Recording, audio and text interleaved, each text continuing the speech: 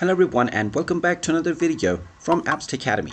In this video, I'm going to show you how to turn on a two-step verification on your Gmail account. So let's get started right away. First of all, open up your web browser and then in the address bar type in gmail.com and press enter.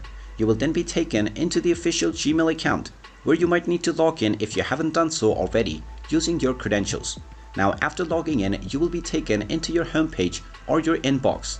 Now from your inbox menu, in order to turn on two-factor authentication, click on your account icon at the top right corner first. Then click on manage your Google account.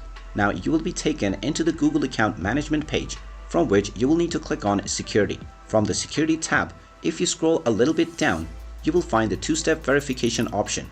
If it is not turned on already, just click on the right arrow at the right side and you will be taken into the option from which you can turn it on. Just type in your password first to verify your identity and click on the next button.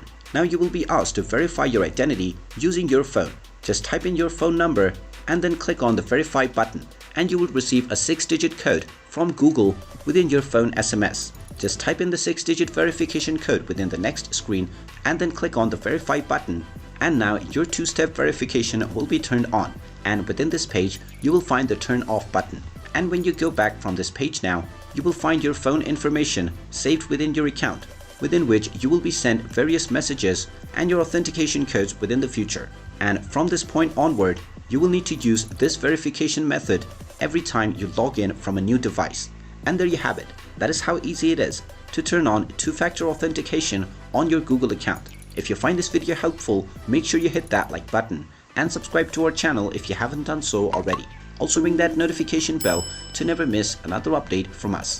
Thank you for watching and I will see you again in the next video.